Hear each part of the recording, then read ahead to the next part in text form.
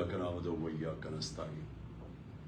मेरे पाकिस्तानियों, आज मैंने अपनी सीनियर पॉलिटिकल लीडरशिप की मीटिंग की है।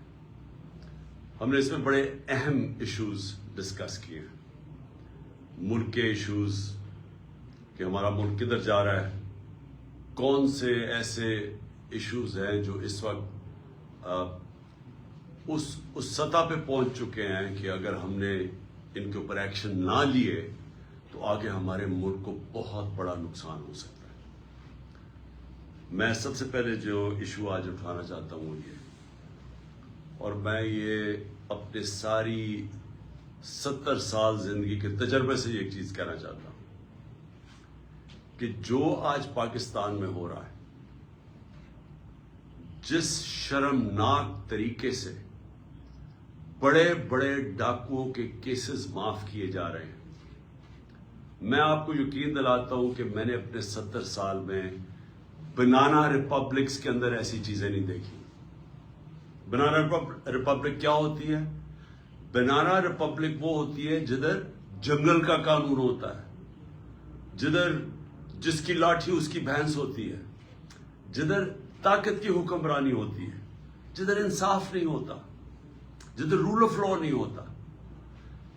और आज मैं, क्योंकि मैं अपनी कौम की तरबियत भी करना चाहता हूं, मैं अपने नौजवानों की, इस मुल्क की 66% जो आबादी है वो 28 साल की उम्र से कम है, तो मैं उनको खास तौर पे मुखातिब हूं कि देखिए मेरे नौजवानों, कोई मुझे दुनिया में आज मुल्क बता दें जिस मुल्क के अंदर रूल ऑफ लॉ ना हो और वो खुशहाल हो, और कोई मुझे ऐसा मुल्क बता दे जिधर इंसाफ और कानून की हुक्मरानी हो और वो गरीब हो। ये आपको कहीं दुनिया में नहीं मिलेगा। जिन जिन दुनिया के मुमालिक के अंदर ताकतवर के मुजरमों के लिए एक कानून, जिस तरह मेरे नबी सल्लल्लाहु अलैहि वसल्लम ने कहा था कि जब ताकतवर चोरी करे तो उसको पकड़ो ना, उसको एनआरओ दे दो, और सिर्फ कमजोर गरीब लोगों को, चोरों को जेलों में डालो, वो मुल्क तबाह हो जाते हैं। हम तबाही के किनारे के ऊपर खड़े हैं।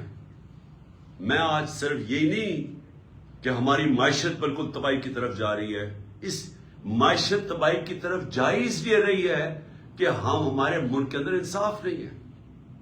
और इंसाफ यानी मैंने अपनी जिंदगी के अंदर इस तरह का जुल्म नहीं देखा जो आज हो रहा है। चुन चुन के इस मुल्क के बड़े बड़े डाकू जो इस मुल्क में भागे हुए थे, मफरूर थे, क्योंकि उनके ऊपर करप्शन केसेस लगे हुए थे, आज वो सारे बारी बारी वापस आ रहे हैं और उनके सारे केसेस खत्म हो रहे हैं। एक तरफ जेल भरे हुए बेचारे गरीब लोगों से, चोरों से, छोटी छोटी चोरियों पे जो जेल में, आजकल की महंगाई में बुरे हालात, बेरोजगारी, एक्सक्यूज मी, बेरोजगारी, महंगाई, चीजें दिन ब दिन महंगी हो रही हैं, खाने पीने की चीजें, वो बेचारे चोरी करते हैं, छोटी चोरी करते हैं तो जेलों में चले जाते हैं। और वो लोग जिन्होंने दोनों हाथों से 30 साल से इस मुल्क को लूटा है, ये जो दो बड़े खानदान जिन्होंने, जिनकी चोरियों के ऊपर किताबें लिखी हुई हैं, एक रेमंड बेकर की किताब है the way of the world, ये जरदारी और शरीफ खानदान के ऊपर पूरा चैप्टर लिखा हुआ है इनकी चोरी के ऊपर, कि मुल्क का करप्शन होती है, मुल्क का पैसा चोरी करने का, इनकी करप्शन पे मुल्क का जो इन्होंने पैसा चोरी किया वो किताब उनकी किताब में है। और अगर ये गलत उन्होंने लिखा तो जाके उनको उनके ऊपर सू करें, जिस तरह मैं ये जियो और जियो ग्रुप को सू कर रहा हूं, दुबई के अंदर भी कर रहा हूं, अमेरिका में भी कर रहा हूं, और बरतानिया में भी कर रहा हूं, क्योंकि वहां के कानून ऐसे हैं कि आप अगर किसी के ऊपर गलत चीज करें, गलत बयानी करें, वहां तो वो बड़े स्ट्रिक्ट, जिसमें वो बिलावल भुट्टो की वालदा बता रही हैं कि कितने दुनिया के अंदर बाहर के मुल्कों में इनके बैंक अकाउंट्स हैं, वो उस किताब में लिखा हुआ है। BBC کی ڈاکیومنٹریز بنی ہوئی ہیں. BBC نے ڈاکیومنٹریز بنائی ہیں شریف خاندان اور زرداری خاندان کی چوری کے اوپر. تو ان کو ساروں کو پاک کیا جا رہا ہے. NRO 2 دیکھے, NRO جنرل مشرف نے دیا تھا. 4 گنا پاکستان کے قرضے بڑھے تھے NRO 1 کے بعد. لوٹ مار ہوئی تھی. ہم نے اٹھایا تھا وہ بینکرپٹ ملک جو 2018 کو ہمیں ملا تھا کہ جب دیوالیہ نکلا ہوا تھا. اور یہ اب NRO 2 جنرل باجوہ نے دیا ان کو کہ یہ آپ آئے ہیں سارے پاک ہو کے, اور آہستہ آہستہ ان کے سارے کرپشن کیسز ختم ہو رہے ہیں. اور ایک ایک یعنی قانون بنائے ہیں انہوں نے نیب امینڈمنٹس میں کہ ایک ایک کی کرپشن معاف ہو رہی ہے. اور افسوس کی بات یہ ہے کہ سلمان شہباز واپس آتا ہے, ہار پہنائے جاتے ہیں اس کو, اور اس کے بعد وہ پوری پریس کانفرنس کرتا ہے کہ کتنا ظلم ہو گیا سلمان شہباز سے. پہلے تو یہ بتاؤ سلمان شہباز کہ آپ کی رمضان شوگر مل کے اندر نوکروں کے پاس 16 ارب روپے 1600 کروڑ روپیہ کیسے ان کے بینک اکاؤنٹس میں آ گیا تھا. پھر اگلا جواب دو کہ 4 وہ مارے گئے, 4 آپ کے گواہ ہارٹ اٹیک سے مرے, اور جو انویسٹیگیٹ کر رہا تھا ڈاکٹر رضوان وہ بھی ہارٹ اٹیک سے مرا. ایک نیٹ فلکس کے اوپر پروگرام دیکھ لیں, اس میں بتایا گیا ہے کہ یہ کیسے ایک نرس نے کتنے لوگوں کا قتل ان کو مارا تھا جو ہاسپٹل میں تھے. کیسے مارا تھا؟ وہ صرف انسولین انجیکٹ کرتے تھے ان کے اندر, انسولین انجیکٹ کرتے تھے اور اس سے ہارٹ اٹیک ہو جاتا تھا اور پتہ بھی نہیں چلتا تھا. تو کبھی کسی نے کوشش تو کرے کہ ایک دم یہ سارے لوگوں کو ہارٹ اٹیک کیسے ہو گئے, اور جب وہ مر گئے سارے تو یہ واپس آ گئے, اور واپس آ کے کہتے ہیں جی بہت بڑا یہ بے قصور آدمی ہے. اس کے علاوہ اسحاق ڈار بھی صاف ہو گیا. اسحاق ڈار نے $5 ملین کا جب نیب نے پوچھا کہ جناب اپنے بچوں کو $5 ملین بھیجیں, کدھر سے آیا پیسہ؟ کہتا جی دبئی کے شیخ نے میں نے اس کا یہ کام کیا تھا, اس نے دیا. انہوں نے کہا اچھا جناب رسید بتا دیں کہ کس نے پیسہ دیا. جیسے انہوں نے رسید مانگی پرائم منسٹر کے جہاز میں بیٹھ کے ملک سے باہر بھاگ گیا. اور یہ شریف خاندان کا یہ جو بڑے بڑے انکشاف ہوا تھا ان کی ایون فیلڈز اپارٹمنٹ جو مے فیئر کے اندر ان کے 4 سب سے لندن کے مہنگے علاقے میں جدھر یہ رہتے ہیں, تو آج تک ایک نہیں چیز بتا سکے کہ پیسہ سورس آف انکم کدھر سے آئی تھی. اور اسی طرح مجھے افسوس سے کہنا پڑتا ہے کہ آج آصف زرداری کی بہن, وہ سارے اگر سندھ کے اندر جا کے پوچھ لیں کہ وہ جدھر بھی کٹ آتا ہے وہ کدھر جاتا ہے, وہ زرداری مافیا کے پاس جاتا ہے. تو وہ بھی معاف ہو گیا, زرداری بھی معاف, تو یہ سب بچ جائیں گے آپ. اور میں یہ اپنی قوم کو یہ آج بتانا چاہتا ہوں کہ میں آپ سے نہیں 26 سال سے یہ چیزیں کہہ رہا تھا. 26 سال سے میں کہتا جا رہا تھا کہ کیونکہ پاکستان میں قانون کی حکمرانی نہیں ہے اس لیے کرپشن ہے, کیونکہ قانون کی حکمرانی نہیں ہے اس لیے قبضہ گروپ ہے. کیوں نہیں امریکہ میں قبضہ گروپ, کیوں نہیں یورپ میں قبضہ گروپ, کیوں نہیں لندن میں کسی کے جو بیچارے آپ کے پاکستانی محنت کرتے ہیں ان کی زمینوں پہ کیوں نہیں قبضے ہوتے؟ پاکستان میں آتے ہیں تو کیوں ہوتے ہیں؟ کیونکہ یہاں طاقت کی حکمرانی ہے. اور یہ ہے جنگ ہماری قوم کے لیے. نوجوانوں یہ جنگ ہم لڑ رہے ہیں, انصاف کی تحریک. اب میں دوسرے پہلو پہ آتا ہوں, معیشت کے اوپر. میں نے اس کو پچھلے 2 دن بھی بات کی ہے. میں صرف یہ پھر سے اپنی قوم کو آج کہنا چاہتا ہوں کہ کوئی بھی معیشت کو سمجھتا ہے, سب سے پہلا اصول معیشت کا کیا ہے کہ سیاسی استحکام ہو, پولیٹیکل سٹیبلٹی ہو. معیشت کبھی بھی اس معاشرے میں نہیں چل سکتی جدھر جب لوگوں کو, میں اگر انویسٹر ہوں, میں بزنس مین ہوں, جب مجھے یہی اعتماد نہ ہو کہ میں آج پیسہ لگاتا ہوں تو کل کیا ہوگا, مہینے کے بعد کیا ہوگا, 6 مہینے کے بعد کیا ہوگا. انسرٹنٹی جب ہوگی معاشرے میں, کبھی بھی اس معاشرے کے اندر سرمایہ کاری نہیں آتی. آج بزنس بالکل رک گئی ہے پاکستان میں.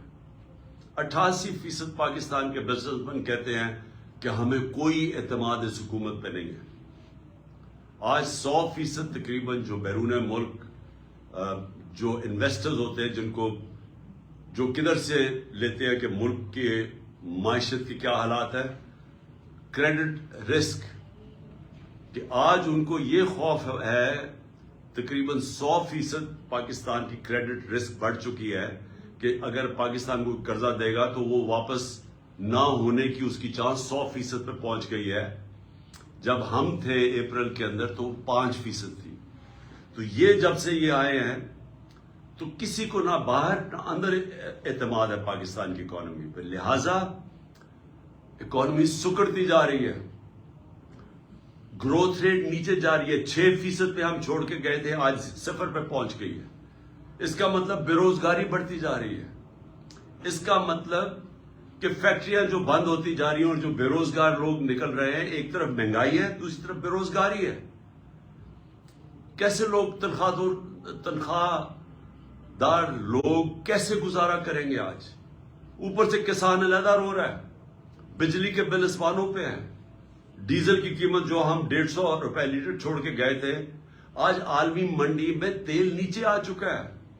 ہمارے دور میں 115 سے لے کے 103 روپے $103 تھا، 115 سے $103 بیرل تھی انٹرنیشنل مارکیٹ میں، آج وہ $80 سے نیچے آ گئی ہے۔ لیکن ڈیزل کدھر ہے، پیٹرول کدھر ہے، کیسے بجلی کی قیمت آج کدھر ہے؟ ہم 17-18 روپے یونٹ پہ چھوڑ کے گئے تھے، آج وہ 40 روپے سے اوپر چلا گیا۔ کس طرح لوگ پیسے دیں گے؟ کسان جس کے پاس پیسہ آیا تھا ہمارے دور میں، اس نے اپنی زمین پہ لگایا تھا، جس کی وجہ سے ریکارڈ پیداوار ہوئی تھی، 4 بڑی بڑی فصلوں کی ریکارڈ پیداوار ہوئی تھی۔ آج کسانوں سے پوچھیں کیا حالات ہیں ان کے؟ کسان علیحدہ پسا ہوا ہے، بزنس مین علیحدہ پسا ہوا ہے، انڈسٹری ہماری بند ہو رہی ہے، سروسز، یہ جو آئی ٹی کے اندر ہم نے اتنے انسینٹیوز دیے تھے، ہماری 75% آئی ٹی ایکسپورٹس بڑھی تھی، ان کے انسینٹیوز انہوں نے واپس لے لیے۔ تو سوال یہ ہے کہ اب ہم کدھر سے آمدنی بڑھائیں گے اپنے قرضے واپس کرنے کے لیے؟ اگر ایک ملک کے اوپر قرضہ چڑھا ہوا ہے، گھر پہ قرضہ چڑھا ہوا ہے، تو وہ واپس کیسے کرتا ہے؟ آمدنی بڑھا کے۔ تو جب آمدنی سکڑتی جا رہی ہے تو قرضے ہم نے کیسے واپس کرنے ہیں؟ ہم کیسے جو ہماری آگے لائبلٹیز آ رہی ہیں ہم کیسے واپس کریں گے؟ ان کے پاس تو کوئی پلان نہیں ہے۔ آج ذرا صرف میں بتانا چاہتا ہوں تھوڑی سی قیمتیں جو عام آدمی کو آج افیکٹ کرتی ہیں۔ پیاز، لوگ کئی پیاز اور روٹی کھاتے ہیں، 400% اس کی قیمت بڑھ چکی ہے پیاز کی۔ ٹماٹر، یہ بھی عام لوگ جو گوشت نہیں کھا سکتے وہ لوگ روٹی کے ساتھ ٹماٹر کے ساتھ روٹی کھاتے ہیں، 300% بڑھ چکی ہے اس کی قیمت۔ آٹا یعنی روٹی کے بغیر کون گزارا کرتا ہے، 100% قیمت بڑھ چکی ہے آٹے کی۔ دالیں، 50% قیمت بڑھ چکی ہے دالوں کی۔ گھی، عالمی مارکیٹ میں نیچے آ گیا پام آئل، آج گھی کی 50% قیمت بڑھ چکی ہے۔ میں یہ اس لیے آپ کو بتا رہا ہوں کہ جو عام لوگ ہیں سوچے کہ وہ کیسے گزارا کرتے ہوں گے آج۔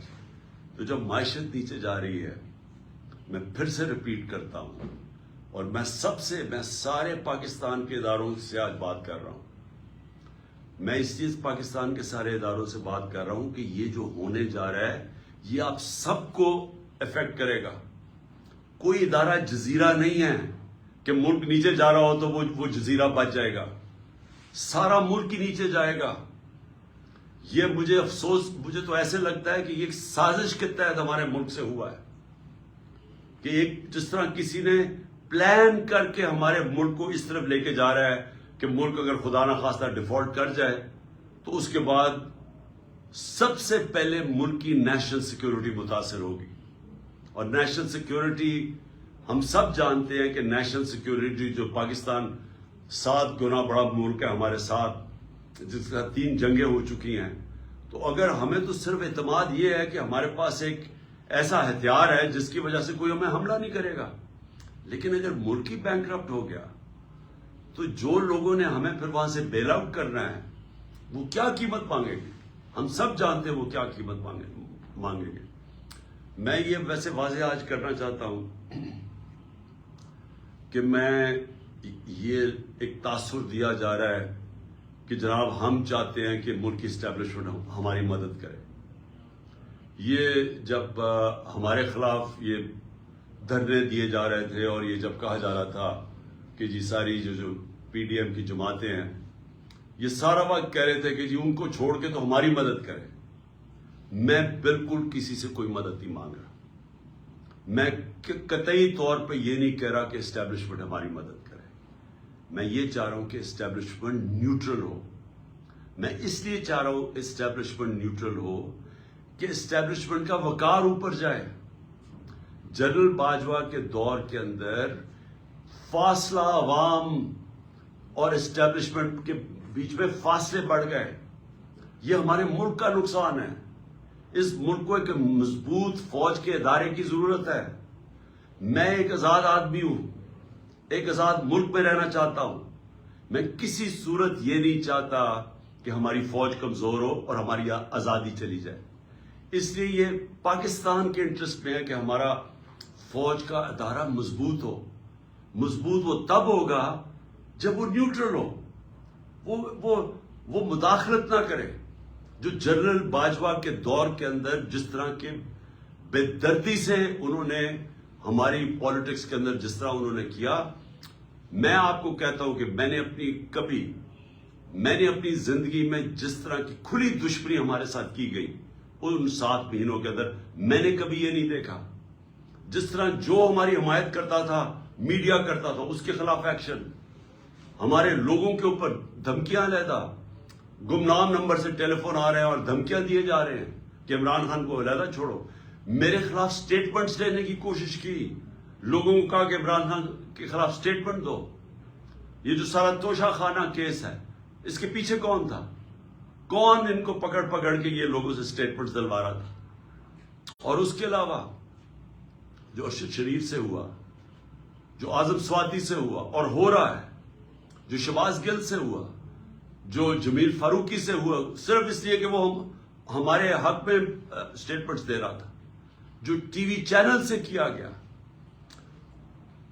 کبھی میں نے آپ کو بتایا کہ میں نے جنرل مشرف کے مارشل لاء کی میں سخت خلاف تھا اور انہوں نے مجھے میں نے جیل گیا ان کے دور میں. میں نے کبھی اس طرح کی سختی, اس طرح کی ہیومن رائٹس کی وائلیشن اس دور میں نہیں دیکھی تھی جو میں نے اس جنرل باجوہ کے اس دور میں دیکھی. اور مجھے افسوس سے کہنا پڑتا ہے کہ جس طرح کی انہوں نے ہمارے ساتھ سختیاں کی, ایک وہ پارٹی جو کہ پاکستان کی فیڈرل پارٹی ہے, سب سے بڑی پارٹی ہے پاکستان کی اس وقت, میں یہ آگوں کہ پاکستان کی تاریخ میں سب سے بڑی فیڈرل پارٹی ہے. ذوالفقار علی بھٹو کی پیپلز پارٹی بھی اس طرح سارے پاکستان میں نہیں تھی جو آج تحریک انصاف ہے. ایک نیشنل لیول کی پارٹی ہے. ہمیں کمزور کرنے کی کوشش کی. اور تو چھوڑے جو کہ جس طرح انہوں نے اعظم سواتی سے کیا ہے, مجھے تو حیرت ہوتی ہے کہ کیسے کسی ایک سینیٹر, ایک وہ شہری جو باہر کمائی کر کے پاکستان اپنا پیسہ لے کے آتا ہے, کیسے اسے صرف ایک ٹویٹ کے اوپر, کیا ٹویٹ یہ اس نے کی کہ جنرل مشرف نے NRO 2 دیا؟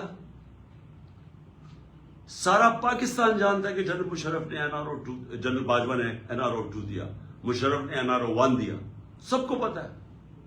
ہمیں کئی دفعہ انہوں نے کہا جب ہم گورنمنٹ میں تھے کہ جی چھوڑ دیں احتساب کو, چھوڑ دیں اقتصادیات کے اوپر کانسنٹریٹ کرو, اکانومی پہ کانسنٹریٹ کریں, احتساب کو بھول جائیں. ہمیں فیٹف کے اندر انہوں نے ان کی طرف سے آئی ریکویسٹ کہ جناب فیٹف میں ان کو NRO 2 دے دو, یہ اپوزیشن کو. تو ہمیں تو پتا ہے کہ NRO 2 کس نے دیا.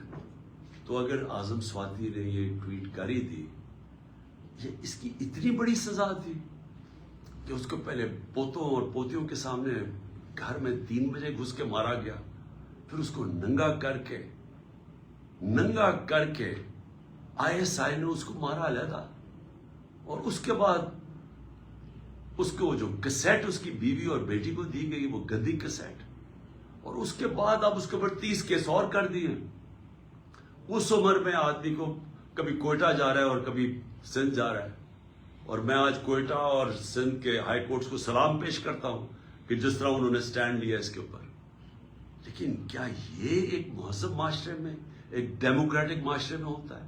یہ تو ڈکٹیٹرشپ میں بھی اتنا برے حالات نہیں تھے. اور اس کے بعد شہباز گل، اس کے اوپر 8 کیس اور کر دیے. میں ایکس پرائم منسٹر پاکستان کا، مجھے پتا ہے کس نے گولیاں، کس نے میرے اوپر قاتلانہ حملہ کیا، مجھے پتا وہ کون ہے. میں اپنی FIR نہیں کٹوا سکا تو اور کون کٹوائے گا پاکستان میں؟ اور کون آج مجھے بتائے کمزور آدمی، اگر ایکس پرائم منسٹر سب سے بڑی پارٹی کا ہیڈ اگر وہ نہیں کر سکتا تو باقی کون کر سکتا ہے؟ تو یہ ہیومن رائٹس کا حال ہے آج. ہم بات کرتے ہیں کہ جی مقبوضہ کشمیر میں بہت بڑے برے حالات ہیں، تو یہاں کیا ہیں؟ یہاں کون سے ہیومن رائٹس رہ گئے ہمارے؟ اور مجھے بڑے افسوس سے کہنا پڑتا ہے، میں پوری ریسپیکٹ سے میں اپنی اعلیٰ عدلیہ سے پوچھنا چاہتا ہوں کہ دیکھیں، اگر آپ ہمارے فنڈامنٹل رائٹس کی، اگر آپ ان کی حفاظت نہیں کریں گے تو اور کون کرے گا؟ کیوں کوئی باہر سے آ کے ہمیں کرے گا؟ ہم بار بار یہ کہہ بیٹھے ہیں، ارشد شریف کی والدہ کی فریادیں سنیں، ہمیں پتہ ہے اس بیچارے سے کیا ہوا ہے. اگر وہ نہیں اپنی FIR کٹوا سکتی، ایکس پرائم منسٹر نہیں کٹوا سکتا. اور میں یہ بھی سوال پوچھنا چاہتا ہوں کہ کیا جنرل مشرف کو جب ہم تنقید کرتے تھے، اور ہم کھل کے جنرل مشرف کی تنقید کرتے تھے، تو کیا ہم فوج کی تنقید کر رہے تھے؟ سب کو پتا تھا کہ جنرل مشرف کی ہم تنقید کر رہے ہیں، ہم فوج کی نہیں. قوم فوج کو پیار کرتی ہے کیونکہ قوم کو پتہ ہے کہ ہمیں وہ آزاد رکھنے والی ہماری فوج ہے. تو آج اگر میں جنرل باجوہ کی جو بھی تنقید کرتا ہے، جنرل باجوہ نے وہ پاکستان سے کیا جو دشمن نہ کر سکے. 7 مہینے کے اندر وہ اکانومی جو اپنی 17 سال کے بعد بہترین پرفارمنس دے رہی تھی، اس کو آج اس نے زمین پہ ڈال دیا ہے. آج پاکستان کے لوگوں کو یہ نہیں سمجھ آ رہی کہ اب پاکستان جائے گا کدھر. ہمیں تو یہی نہیں سمجھ آ رہی کہ اب اس پہ سے نکالے گا کیسے کوئی. ہمیں تو یہی نہیں سمجھ آ رہی کہ یہ جو چور اوپر ہمارے اوپر مسلط کر دیے گئے ہیں، سوائے اپنی چوری بچانے کے لیے، پتا تو پتا ہے کہ انہوں نے اس اکانومی کو ٹھیک کیسے کرنا ہے. اور یہ 30 سال دونوں اقتدار میں رہ چکے ہیں. کب انہوں نے اکانومی کو ٹھیک کیا تھا؟ یہ تو جب سے آئے ہیں پیسہ بنانے کے چکر میں ہے، اور ان کے پیسے معاف ہو رہے ہیں اور ملک بھی نیچے چلا گیا. کون ذمہ دار ہے اس کا؟ تو یہ ہمارا رائٹ ہے، یہ میرا جمہوری رائٹ ہے یہ کہنے کا. اور میں آپ کو پھر سے یہ کہہ دوں کہ میں یہ باتیں اس وجہ سے، یہ قاتلانہ حملہ میرے اوپر ہوا تھا میرا منہ بند کرنے کے لیے. یہ منہ نہیں بند ہونے لگا. یہ جب تک میں زندہ ہوں، میں اس ملک کے لیے کھڑا ہوں گا، اس ملک کی آواز بلند کروں گا. میں کسی صورت سے اپنی آواز بند نہیں کرنے لگا. اور میں یہ چاہتا ہوں کہ اگر کوئی ادارے کے اندر کالی بھیڑے ہیں تو ادارہ اپنا وقار اونچا کرتا ہے جب ان کے اگینسٹ ایکشن لیتا ہے.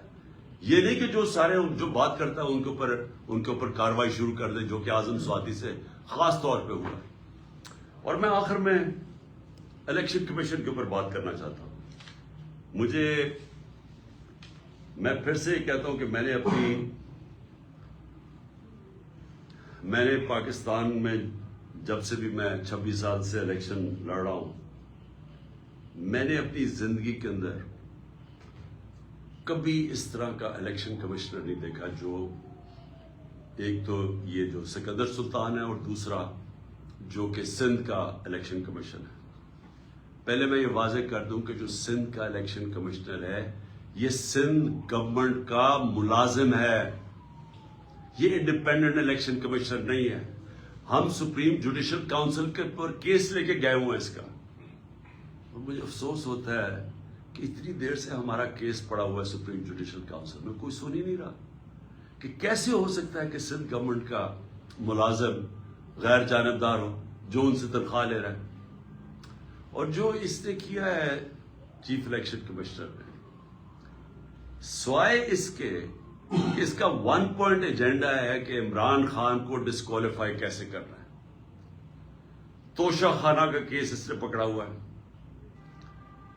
جس وقت بھی یہ کیس عدالت میں جائے گا، اس کے ہاتھ سے نکلے گا، میں آج رائٹنگ میں اس قوم کو دیتا ہوں، ہر چیز اخلاقی طور پہ اور قانونی طور پہ اس میں جائز میں نے کی ہے.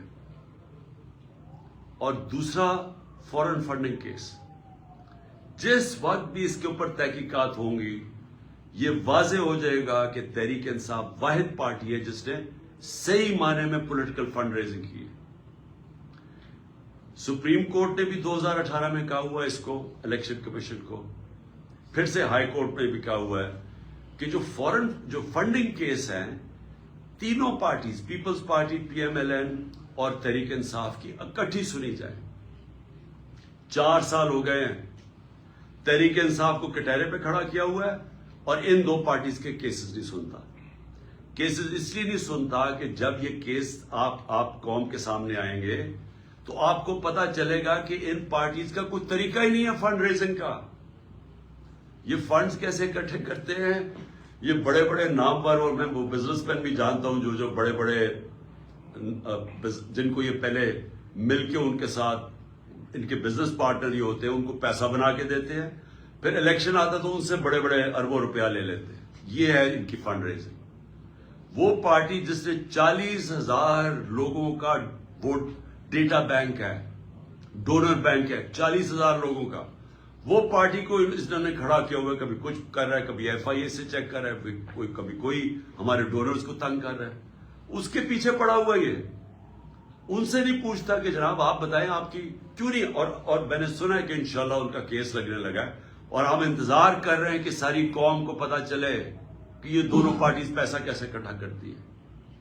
اور پھر توشہ خانہ، میں پھر چیلنج کرتا ہوں کہ جب بھی توشہ خانہ لگے گا، کوئی چیز عمران خان نے انلیگل نہیں کی، کوئی کسی قسم کا، نہ آج تک پہلے قانون توڑا ہے، نہ آج توڑے گا، نہ کبھی آگے بھی توڑے گا.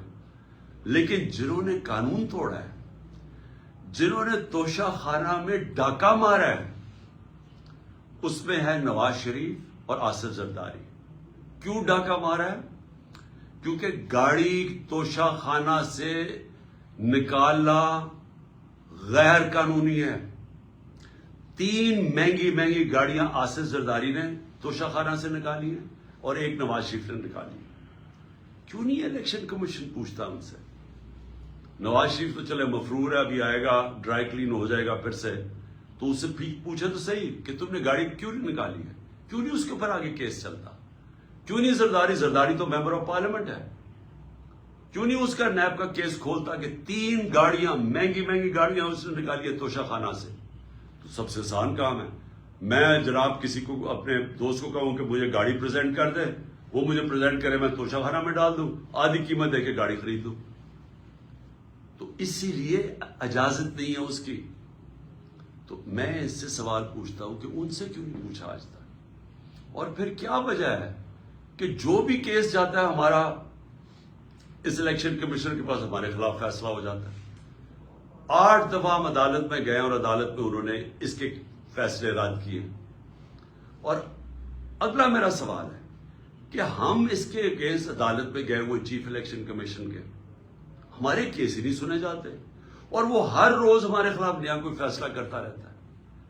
دیکھیں، پاکستان کے اندر اگر فری اینڈ فیئر الیکشن نہ کروائے گئے، میں آج آپ ساری قوم کو آگاہ کرنا چاہتا ہوں کہ اگر میں بڑا ہوں اس قوم کا تو میرا کام ہے اپنی قوم کو سمجھانا کہ اگر اس ملک میں فری اینڈ فیئر الیکشن نہ کروائے گئے، یا انتشار ہوگا، آگے ملک کے اندر حالات برے ہیں، آگے یہاں سیاسی استحکام نہیں ہے، آگے اس ملک کے اندر یہ چور جو اوپر بیٹھے ہوئے ہیں یہ پوری کوشش کر رہے ہیں کہ کسی نہ کسی طرح، میچ تو ان سے کھیلا نہیں جاتا، کسی نہ کسی طرح ڈسکوالیفائی کریں، کیسز کریں، ایف آئی آر کریں. میرے اوپر 30 ایف آئی آر ہو چکی ہے اور مجھے کوئی فکر نہیں ہے.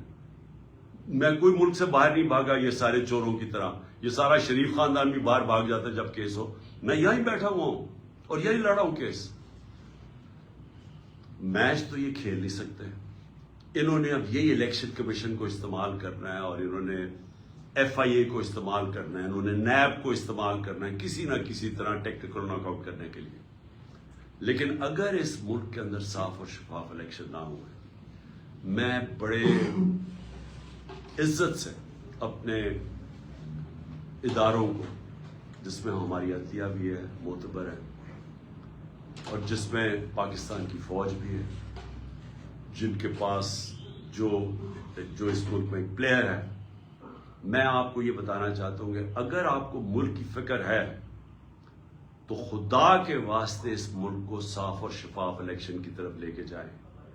اس کے علاوہ کوئی حل نہیں ہے. جس دل میں ہم گرتے جا رہے ہیں اس میں سے نکلنے کا کوئی اور حل نہیں ہے.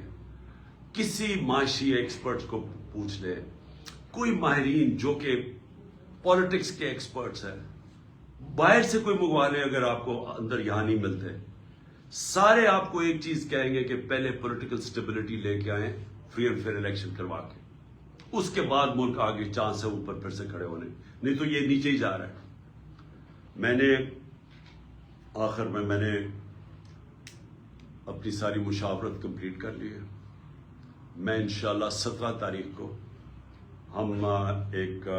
ہماری پارٹی کی گیدرنگ ہو رہی ہے بڑی لبرٹی چوک کے اوپر, اور انشاءاللہ لبرٹی چوک پہ میں اپنے خطاب کے اوپر اپنی قوم کو ڈیٹ دوں گا جب ہم 2 اسمبلیز, ہماری جو پختونخوا کی اسمبلی اور ہماری جو پنجاب کی اسمبلی ہے, اس کو ہم ڈیزالو کریں گے, اس میں سے نکل کے ہم الیکشن اناؤنس کروائیں گے.